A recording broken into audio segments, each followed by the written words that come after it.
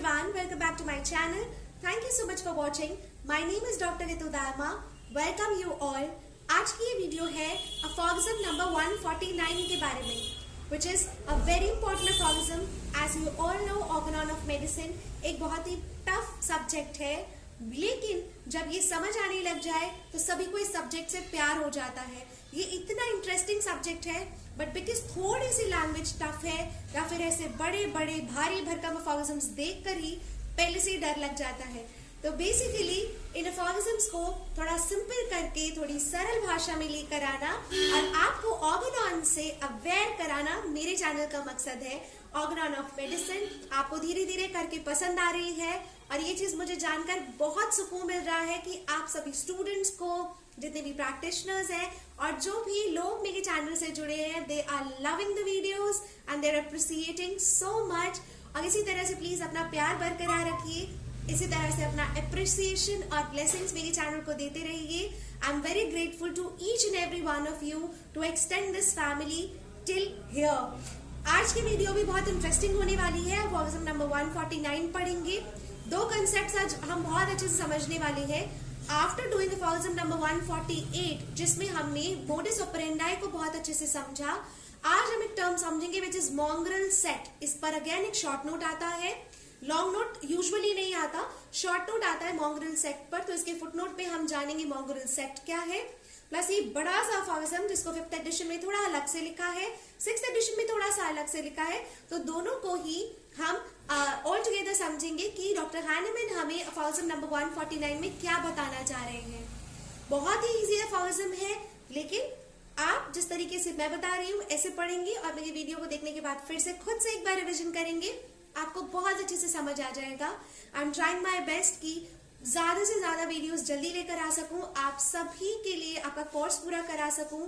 So please आप जो है लाइक कर दीजिएगा, शेयर कर लीजिएगा वीडियो को और प्लस सब्सक्राइब कर लीजिए चैनल को अगर अभी तक आपने सब्सक्राइब नहीं किया है. It is absolutely free. Press the bell icon. अगर आपको नोटिफिकेशन चाहिए कि मेरे वीडियोस कब आ रहे हैं तो बेल आइकन को प्रेस करना मत भूलिएगा. साथ ही साथ वीडियो को पूरा एंड तक देखिएगा अगर आपको समझना है aphorism number 149. So without further ado, let's dig into this. Last video में हमने समझा था कि होम्योपैथिक क्योर कैसे होता है.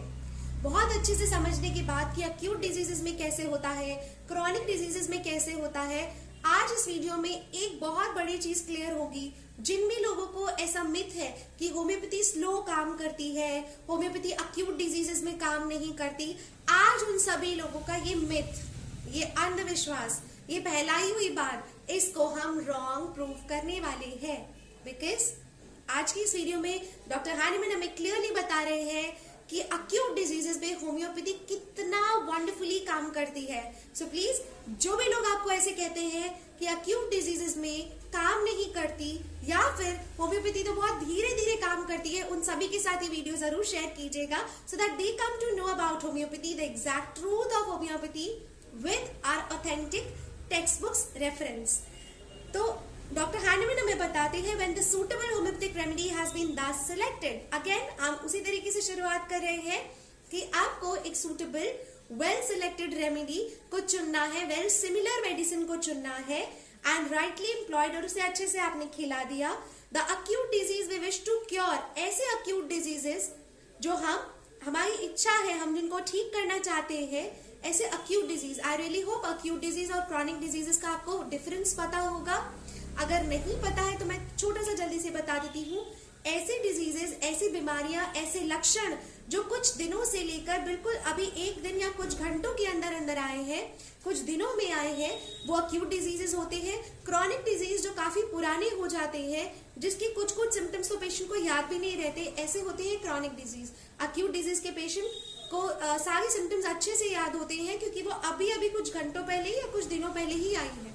सो ऐसे अक्यूट डिजीजेस जिनको आप विश करते हैं, आपकी इच्छा है क्योर करने की, even though it be of a grave character, कितना ही डेंजरस अक्यूट डिजीज क्यों ना हो, and attended by many sufferings, और कितनी ही सफरिंग्स और लक्षण के साथ क्यों ना आया हो, सबसाइड्स इनसेंसिबली, बिल्कुल सबसाइड कर जाता है in a few hour if it be of recent date.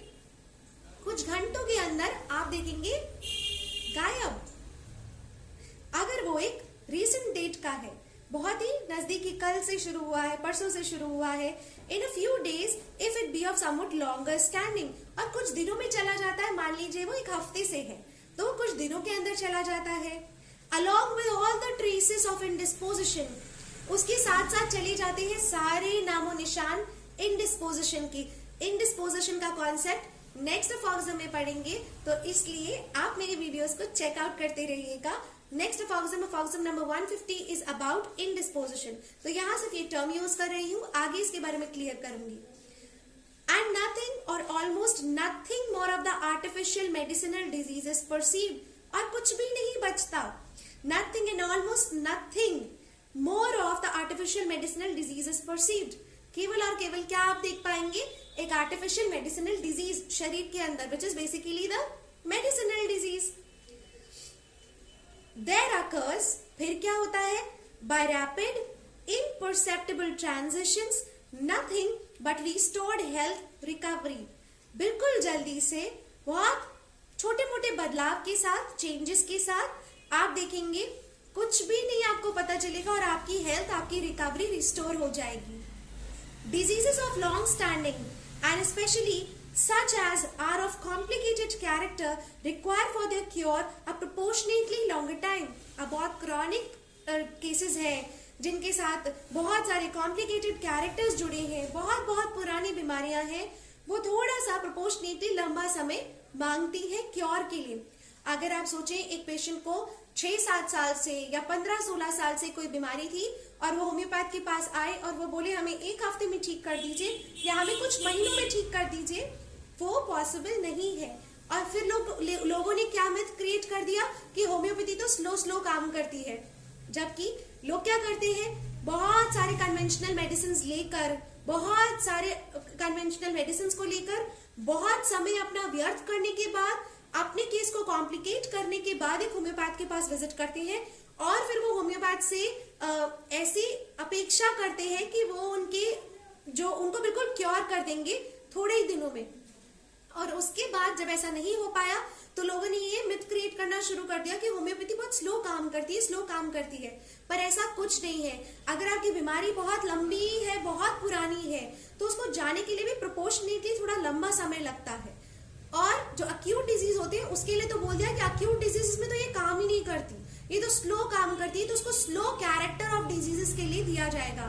पर अक्यूट डिजीज में तो कुछ घंटे चाहिए केवल। बहुत सारे लोगों के एग्जांपल्स हैं, बहुत सारे लोग, आप प्लीज कमेंट करके बताइएगा आपने किसने अक्यूट डिजीजेस में कोई भी मेडिसिन ली है, आर्सेनिक ली है, एकोनाइट ली है, एलियमसिपा ली है, ऐसे बहुत ही मार्वेलस कुछ मेडिसिन हैं जो आपको कुछ ही घंटों के अंदर रिजल्ट दे देती है। जेलसीनियम ली है, बेलेडोना ली है, आपने से अक्यूट कैरेक्टर के लिए ऐसी मेडिसिन ली है और आपने पाया है कि आपके अक्यूट डिजीज कुछ ही घंटों में चले गए। तो प्लीज अपना जो भी ऐसा कोई इंसिडेंट आपके साथ हुआ है या आपने इस तरह का क्योर या रिकवरी पाई है तो प्लीज कमेंट सेक्शन में जरूर लिखिएगा। उससे बहुत सारे और लोगों को आपके कमेंट्स पर पढ़कर बहुत ज्यादा इंस्पिरेशन मिलेगा और ज्यादा से ज्यादा लोगों का ये मिथ क्लियर होगा कि होम्योपैथी अक्यूट डिजीज में काम नहीं करती। So please, it's my humble request, please do share your personal opinions about this particular thing. फिर आ जाते हैं more specially, do the chronic medicinal dyscrasia so often produced by allopathic bungling। यहाँ पर doctor handman हमें बता रहे हैं more specially जो क्रॉनिक मेडिसिनल डिस्क्रेसिया है, जो मेडिसिनल डिस्टर्बेंसेस हैं, जो कि एलोपैथिक बंगलिंग या एलोपैथिक मेडिसिन के बाद हुए हैं, along with the natural disease left uncured by it. Natural disease के साथ साथ फिर वो अनक्योर्ड रह जाते हैं, require a much longer time for their recovery, और उसके लिए तो और भी लंबा समय चाहिए, जिसमें कि आप बहुत सारे कन्वेंशनल मेडिसिन ले चुके हैं, बहुत आपने एलोपैथिक ट्रीटमेंट करा लिया है, उसके बाद आप होम्योपैथ के पास आते हैं तो फिर तो प्रोपोर्शनेटली थोड़ा और रिकवरी के लिए लंबा समय चाहिए, क्योंकि हमें उस आर्टिफिशियल, उस एलोपैथिक डिस्क्रेसिया को भी हटाना पड़ता है। इंडीड दे आर इनक्योरेबल, और कई बार क्या होता है वो इनक्योरेबल ही हो जाते हैं लगभग। In consequence of the shameful robbery of the patient's strength and juices, ऐसा क्यों होता है? क्योंकि वो किस वजह से वो जो मेडिसिन उन्होंने ऑलरेडी लिए हैं, उन्होंने पेशेंट का पूरा स्ट्रेंथ ले लिया है, पेशेंट के सारे जूसेस पूरे खत्म कर दिए हैं। The principal feat perform by allopathy in its so called method of treatment, उन्होंने जो अपने मेथड ऑफ ट्रीटमेंट में जो जो चीजें पेशेंट पर एक्सपेरिमेंट की, उसके बाद उन्होंने पेशेंट का स्ट्रेंथ ही खत्म कर दिया, उसकी सारी जूसेस ही निकाल दी है पूरे शरीर के। तो उसके बाद जो शरीर में जो कुछ भी बचता है, जिसके लिए बेसिकली हमें होम्योपैथ्स को जिस वाइटल फोर्स को बूस्ट करना होता है, जो वाइटल फोर्स हमें चाहिए एक पेशेंट की रिकवरी के लिए, वो पहले से ही वो लोग अपनी वाइटल फोर्स को बेसिकली स्वाहा करके आ जाते हैं और फिर वो एक्सपेक्ट करते हैं होम्योपैथ से कि हमारे पास कोई जादू की छड़ी है और हम वो घुमाएंगे और सब काम बन जाएगा। बट आप सभी से दरख्वास्त है, जो भी लोग होम्योपैथी लेना चाहते हैं, कोशिश करें जितना हो सके बिल्कुल फ्रेश के साथ होम्योपैथ के पास लेकर जाएं। शुरुआत में ही होम्योपैथ के पास जाएं तो हम आपकी मदद और अच्छे से कर सकते हैं, हम आपकी रिकवरी भी बहुत जल्दी करा सकते हैं। तो इसके लिए हमें भी बहुत हेल्प हो जाती है और पेशेंट को खुद भी बहुत हेल्प हो जाती है जल्दी रिकवर होने के लिए। अफॉक्सिब नंबर 149 को रीराइट किया गया 6th एडिशन में थोड़े डिफरेंट वर्ड्स इस्तेमाल करके, जैसे कि disease of long standing and specially such as are of a complicated character, जो क्रॉनिक या लॉन्ग स्टैंडिंग केसेस है, कॉम्प्लिकेटेड कैरेक्टर के हैं, require for the cure a proportionately longer time, उनके लिए उनको ठीक होने के लिए प्रोपोर्शनेटली लंबा समय चाहिए। More especially to the chronic medicinal dyscrasia so often produced by allopathic bungling along with the natural disease left uncured by it, ये मैं आपको समझा चुकी, it is same as earlier, require much longer time for their recovery. Often indeed they are incurable in consequence of shameful robbery of the patient's strength and juices. Strength and juices के बाद आप bracket देखेंगे, उसमें आप देख रहे हैं यहाँ मैंने मेंशन किया वेनिसेक्शन, purgations, purgatives etc. On account of long continued use of large doses of violently acting remedies, यहाँ थोड़ा सा ऐड किया है कि क्या बेसिकली दिया है, लॉन्ग कॉन्टिन्यूड लार्ज डोजेस दिए गए पेशेंट को, वायलेंटली एक्टिंग रेमेडीज दी गई, given on the basis of empty, किसके आधार पे दी गई, खाली बिल्कुल झूठी थ्योरीज के आधार पर दी गई, for एलिज्ड usefulness in cases of disease appearing similar, ऐसे बस दिखाया गया कि सिमिलर है लेकिन ऐसा कुछ है नहीं, in prescribing unsuitable mineral baths दिए गए etcetera. The principal feat perform by allopathy in its so called method of treatment, the same line यहाँ पे थोड़ा सा ऐड किया गया, जो हम पहले वेनिसेक्शंस, परगेटिव्स, मिनरल बाथ्स और क्या क्या चीजें करते हैं या करते थे ओल्ड स्कूल प्रैक्टिसेस में, वो सभी चीजें मैं एक अफॉक्सिम में आपको ऑलरेडी बता चुकी हूँ। कई अफॉक्सिम्स में इसके बारे में हमने बात की है, यहाँ थोड़े से 2-3 लाइन ऐड करके उसी को क्लियर किया डॉक्टर हैनमन ने। अब हम आ जाते हैं इसके फुटनोट पर। But this laborious, sometimes very laborious search for the selection of homeopathic remedy, ये जो बहुत मेहनत मांगती है होम्योपैथिक रेमेडी का सिलेक्शन, बहुत ही लेबोरियस काम है, बहुत मेहनत कश वाला काम है। जिनको ऐसा लगता है होम्योपैथी प्रैक्टिस करना बहुत आसान है या होम्योपैथी तो बहुत इजी सिस्टम ऑफ मेडिसिन है, प्लीज मैं हाथ जोड़ के विनती करती हूँ आप सभी इस तरह की बातें ना फैलाएं, क्योंकि होम्योपैथी प्रैक्टिस करना बहुत ही कठिन काम है, बहुत ही मुश्किल काम है। इसके लिए एक एक इंडिविजुअल के लिए, एक एक क्रॉनिक केस के लिए उसकी मेडिसिन निकालना, सिमिलर मेडिसिन निकालना, टारगेटिंग मेडिसिन निकालना बहुत ही मेहनत वाला काम है। उसके लिए बहुत समय लगता है, हमें बहुत ज्यादा पढ़ना पड़ता है, बहुत मेहनत करनी पड़ती है। It is not like that कि आपने दर्जनों मेडिसिन लिख दी इस प्रॉब्लम के लिए, इस प्रॉब्लम के लिए, there is no specific remedy, आप जानते ही हैं। तो जो लोग भी होम्योपैथ नहीं है और उनको ऐसा लगता है कि होम्योपैथी तो बहुत इजी सिस्टम है या ये तो बस एमबीबीएस के बाद आता है, सो प्लीज इसका स्टैंडर्ड कहीं पर भी किसी भी मेडिकल साइंस से कम नहीं है, इसकी वैल्यू किसी भी मेडिकल साइंस से कम नहीं है, कहीं ना कहीं ज्यादा ही होगी, बट इसका आकलन आप कम ना करें।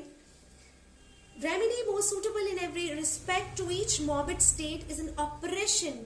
तो ये कितना बड़ा ऑपरेशन है, बेसिकली ये कितना बड़ा टास्क है, लेबोरियसली मेहनत करके एक होम्योपैथिक रेमेडी जो उस इंसान के लिए परफेक्ट फिट हो ढूंढना, notwithstanding all the admirable books for facilitating it, still demand the study of the original sources themselves। हर बार किताबों का ओरिजिनल सोर्सेज का रेफरेंस लेना पड़ता है, बार बार आपको कई बार किताबें खोलनी पड़ती है, कई बार आपको रिपोर्टरीज चेक करनी पड़ती है, कई बार आपको ऑथेंटिक सोर्स बुक्स की जरूरत पड़ती है।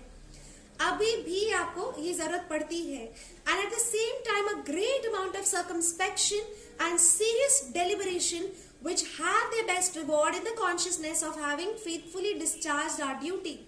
बहुत इंपॉर्टेंट लाइन डॉक्टर हैनीमैन ने लिखी है। And at the same time बहुत ज्यादा आपको संयम, बहुत ज्यादा आपको चिंतन करना पड़ता है, मनन करना पड़ता है, और उस कॉन्शियसनेस को, उस तरह की सोच को अपने अंदर, व्यवहार को अपने अंदर लाना पड़ता है। इतना केयर और इतना सहनशीलता मांगने वाला ये जो काम है, by which alone the best of curing disease is rendered possible, जिसकी अकेले की वजह से ही क्योर पॉसिबल हो सकता है। Please the gentleman of the new mongrel sect, तो यहाँ डॉक्टर हैनीमैन मेंशन करे प्लीज द जेंटलमैन, सभी जो न्यू नए आए मॉन्ग्रेल सेक्ट है। मॉन्ग्रेल सेक्ट का यहाँ 1 मिनट रुककर मैं आपको वर्ड का मतलब समझा देती हूँ। मॉन्ग्रेल सेक्ट बेसिकली ये वर्ड होता है, इसका मतलब होता है क्रॉस ब्रीड डॉग। तो यहाँ ये क्रॉस ब्रीड डॉग का मतलब क्या कहना चाहते हैं डॉक्टर हैनीमैन? डॉक्टर हैनीमैन यहाँ रेफरेंस दे रहे हैं ऐसे होम्योपैथिक प्रेस्क्राइबर्स के लिए, ऐसे होम्योपैथिक प्रैक्टिशनर्स के लिए या प्रेस्क्राइबर्स हैं जितने भी, जो ना तो अपनी पढ़ाई को सीरियसली पढ़ते हैं, ना वो मेहनत करते हैं, ना वो ये कोशिश करते हैं कि हर एक इंडिविजुअल के लिए एक इंडिविजुअल मेडिसिन है, ना उन्हें पूरा ज्ञान होता है सब्जेक्ट का, और वो किसी भी तरह से बिना सोचे समझे दवाइयां दे देते हैं, और जब वो दवाई काम नहीं करती है तो सारा ब्लेम डाल देते हैं कि होम्योपैथी ही ऐसी है, या ऐसा काम करते हैं जिसकी वजह से पेशेंट्स का एक बिलीफ बन जाता है कि होम्योपैथी डजंट वर्क, जबकि homeopath sometime doesn't work, homeopathy is marvellous. I always से, मेरे बहुत सारे वीडियोस में कहती हूँ कहीं ना कहीं कमी एक होम्योपैथ के अंदर रह सकती है आपके केस को ठीक करने में। होम्योपैथी के अंदर कोई कमी नहीं है। This is such a marvellous and such a wide elaborated medical science. तो यहाँ डॉक्टर हैनीमैन वही बता रहे हैं, ऐसे लोग जो बिना सोचे समझे आधी अधूरी नॉलेज के बेसिस पर मेडिसिन दे देते हैं, और जब वो काम नहीं करती, जब उसकी कोई प्रॉब्लम होती है उसकी वजह से, तो डाल देते हैं सारा ब्लेम होम्योपैथी के ऊपर। तो ऐसे जो इनसे डॉक्टर हैनीमैन रिक्वेस्ट कर रहे हैं, please the gentleman of new mongrel sect who assumed the honorable name of homeopathist, जो होम्योपैथिस्ट का एक ऑनरेबल नेम उन्हें मिलता है बेसिकली। ये एक बहुत बड़े आदर और बहुत बड़े सम्मान की बात है that you are a homeopath. कभी भी यंग जनरेशन, जितने भी लोग आप कॉलेज में हैं, जितने भी लोग आप पढ़ रहे हैं, बहुत से लोग मुझसे पूछते हैं मैम क्या स्कोप है आगे, होम्योपैथी का क्या स्कोप होगा, हम कॉलेज के बाद क्या करेंगे। आप पहली चीज तो ये कॉन्फिडेंस लेकर आए अपने अंदर, सभी बच्चे, सभी लोग, आप प्लीज कॉन्फिडेंट रहें, अपनी पाथी को लेकर बहुत कॉन्फिडेंट रहें, अपने ऊपर विश्वास रखें। होम्योपैथ या होम्योपैथ का नाम कमाना अपने आप में बहुत ऑनर है, अपने आप में बहुत सम्मान की बात है। आपको हमेशा गौरवान्वित महसूस करना चाहिए कि आप एक होम्योपैथिक डॉक्टर हैं। जब तक आप अपना आंकलन नीचे रखेंगे, जब तक आप अपने आप को नीचे रखेंगे, nobody will give you value and even seem to employ medicine in form and appearance homeopathic। बिल्कुल एम्प्लॉय भी करते हैं दवाइयां, बिल्कुल होम्योपैथ की तरह एम्प्लॉय करते हैं, but determine upon them anyhow, और डिटरमिन नहीं रहते हैं। who when the unsuitable remedy does not immediately give relief, in place of laying the blame on their unpardonable ignorance and laxity in performing the most important thing। बहुत important line है, जब unsuitable remedy immediately काम नहीं करती है तो क्या करते हैं, अपने ऊपर ब्लेम, अपनी इग्नोरेंस, अपनी कमी के ऊपर ब्लेम करने की जगह कि वो उनमें कहीं ना कहीं कमी रह गई, मोस्ट इंपॉर्टेंट और सीरियस लेकर काम करने के लिए। इन सारे ह्यूमन अफेयर्स में जब भी हम ह्यूमन से डील करते हैं, जो भी जहां पर हम डायरेक्ट ह्यूमन बीइंग की हेल्थ से डील करते हैं, तो ये बहुत सीरियस काम होते हैं सारे। आप सभी जानते हैं कि डॉक्टर्स को क्या स्थान दिया गया है, तो ये काम बहुत ही ज्यादा ईमानदारी प्लस बहुत ज्यादा सीरियसनेस के साथ करना चाहिए। तो ये जो सीरियसनेस है जो बहुत इंपॉर्टेंट होती है, उसको इग्नोर करके, तो अब उस इग्नोरेंस को ब्लेम ना करके क्या करते हैं, ascribe it to homeopathy, homeopathy पे डाल देते हैं, which they accuse of great imperfection, जिसको वो बहुत ज्यादा इम्परफेक्शंस वाला बता देते हैं। They know However, from frequent practice, वो जानते हैं frequent practice से how to make up for the inefficiency of the scarcely half homeopathic remedy by the employment of allopathic means. बिल्कुल एलोपैथी की तरह से आधे अधूरे तरीके से आप होम्योपैथी एम्प्लॉय कर रहे हैं, इसकी इनएफिशिएंसी को वो जानते हैं. That come much more handy to them, जो बहुत ही ज्यादा हैंडी रहती है, उनके बहुत जल्दी से हाथ में आती है. Among which one or more dozen of leeches apply to the affected part, जिसमें वो क्या करते हैं, ओल्ड स्कूल प्रैक्टिशनर्स क्या करते थे, 1-2 दर्जन लीचेस अफेक्टेड पार्ट पे लगा देते थे, और little harmless venesection of the extent of 8 ounces, उनके शरीर में से धीरे धीरे करके खून निकालते थे. And so forth play an important part, and should the patient, in spite of all this recovery, they extol their venesection, leeches, etc. बाद में ये सब करने के बाद वो सब ये हटा देते थे. And they give us to understand, alleging that had it not been for these, the patient would not have pulled through, and they give us to understand in no doubtful language that these operations derive without much exercise of genius from the pernicious routine of the old school. और ये सब करने के बाद वो बहुत confidence के साथ बोलते थे कि ये तो उनके बहुत ही बड़े, और बिना किसी डाउट के बोलते हैं कि ये तो बहुत किनके द्वारा किए गए, जीनियस लोगों के द्वारा, उनके ओल्ड स्कूल के रूटीन का, बट नॉर्मल जैसे रूटीन रहता है ना, रूटीन एक हिस्सा बन गया, उनके जीनियस द्वारा दिया गया उन सभी लोगों के. In reality contributed the best share towards the cure, और उनको ऐसा लगता है कि उन्होंने क्योर का एक बेस्ट हिस्सा अपनी तरफ से दे दिया है. But if the patient die under the treatment, as not unfrequently happen, लेकिन अगर उस ट्रीटमेंट के अंदर पेशेंट मर जाता है, जो कि बहुत अनफ्रीक्वेंटली नहीं था, बहुत फ्रीक्वेंट होता था, they seek to console the friends, वो क्या करते थे, उनके अटेंडेंट को, फ्रेंड्स को कंसोल करते थे, that they themselves were witnesses that everything conceivable had been done for the lamented deceased. 2 minute बैठ जाइए. They seek to console the friends by saying that they themselves were witnesses that everything conceivable has been done for the lamented disease. They used to say, attendant को, friends को बताया जाता था कि उन्होंने अपनी तरफ से बहुत ज्यादा प्रयास किया, बहुत कोशिश किया, उस लैमेंटेड बिल्कुल ऑलमोस्ट मरे हुए व्यक्ति को जीवित करने के लिए उन्होंने बहुत कोशिश की, लेकिन ऐसा हो नहीं पाया. Who would do this frivolous and pernicious tried to honor to call them after the name of very laborious but salutary art homeopathic physicians. इस तरह के फ्रिवलस और परनीशियस एक्ट के बाद, देखने के बाद, कौन अपने आप को नहीं कहेगा कि बहुत मेहनत करने के बाद, बहुत ज्यादा अपनी लेबोरियस टास्क करने के बाद होम्योपैथिक फिजिशियंस कहलाने का एक ऑनर ही अलग होता है. May you just recompensate await them that when taken ill they may be treated in the same manner. और फिर वापस अगर कोई बीमार होता है तो उसे फिर से इसी तरीके से ट्रीट किया जाता था. तो that was basically old school practices कैसे हुआ करती थी, किस तरह से उनके साथ डील किया जाता था. So this is all about aphorism number 149 from the 5th edition, from the 6th edition, as well as its footnote. I really hope this tough aphorism is now made easy for you. अगर फिर भी कुछ समझ नहीं आता है या आपको थोड़ा टफ लगता है तो आप प्लीज आप कमेंट करके बताइएगा, मैं उस चीज को और अच्छे से क्लियर कर दूंगी, so that it becomes easy for you again. और प्लीज जरूर बताइएगा वीडियो कैसी लगी, और अगर अच्छी लगी है तो please do like, share and subscribe to my channel.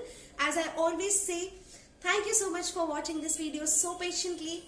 Next video is about indisposition. Stay tuned. Thank you so much.